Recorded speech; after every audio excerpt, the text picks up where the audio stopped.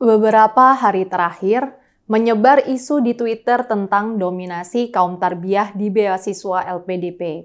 Sebenarnya yang dijadikan rujukan adalah video yang saya buat di aplikasi Hello. Video itu adalah bagian dari produk Pergerakan Indonesia untuk Semua, atau PIS, yang sekarang sedang saya kembangkan bersama sejumlah kawan dan senior saya. Kami memperjuangkan keberagaman dan persaudaraan Indonesia. Pekan lalu, saya memang bicara soal LPDP, yang merupakan singkatan dari Lembaga Pengelola Dana Pendidikan. LPDP adalah program beasiswa di bawah Kementerian Keuangan. Dalam video itu, saya memuji pimpinan LPDP saat ini, Pak Dwi Larso. Dia mengatakan penerima LPDP harus memperjuangkan toleransi beragama. Ini adalah pernyataan penting mengingat reputasi LPDP di masa lalu. Untuk waktu yang lama, ada isu miring mengenai LPDP. Yang paling memprihatinkan adalah bahwa proses rekrutmen penerima beasiswa dilakukan dengan diwarnai bias agama.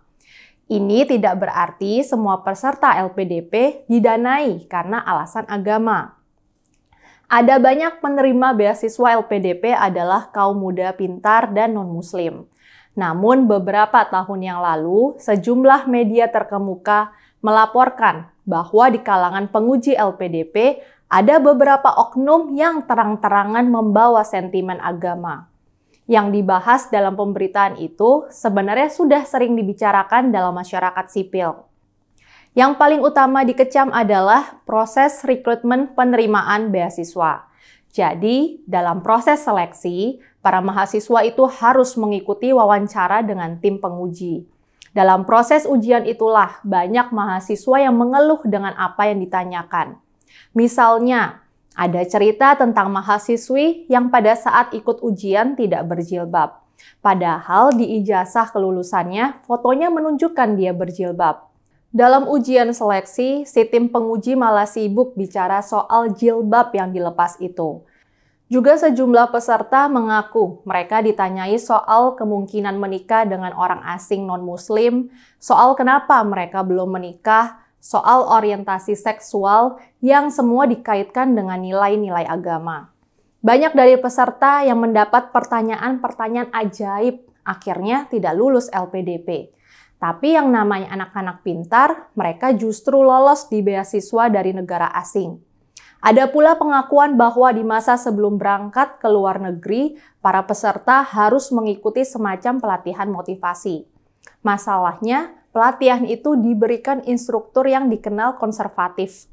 Dan dalam pelatihan itu sering ayat-ayat suci yang disampaikan. Karena itu, sejak lama sudah banyak terdengar keluhan mengenai proses rekrutmen penerima beasiswa LPDP.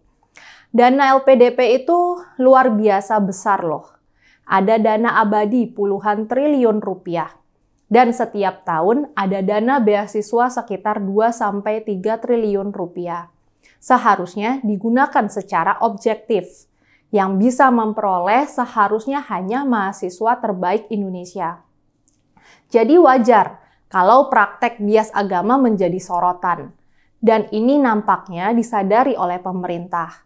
LPDP ini kan merupakan ide Menteri Keuangan kita, Ibu Sri Mulyani. Dia memulai program pada 2010 saat menjadi Menteri Keuangan di era Pak SBY. Sejak awal, Bu Sri sudah menyatakan kalau Indonesia mau maju harus ada SDM yang hebat. Karena itu, dia mencanangkan pemberian beasiswa pada kaum muda untuk bersekolah di universitas-universitas terbaik di dunia. Sayangnya, Bu Sri kemudian diberhentikan sebagai menteri karena konflik politik. Dia pindah ke Bank Dunia. Dia baru ditarik kembali oleh Pak Jokowi untuk menjadi Menteri Keuangan pada 2016. Sejak saat itulah perlahan terjadi reformasi di LPDP.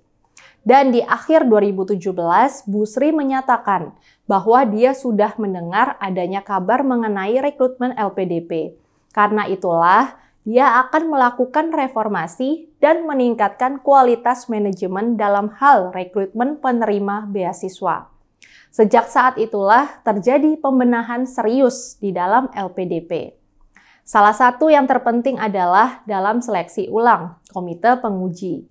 Para penguji yang sudah bertahun-tahun menempati posisi itu dinilai kembali.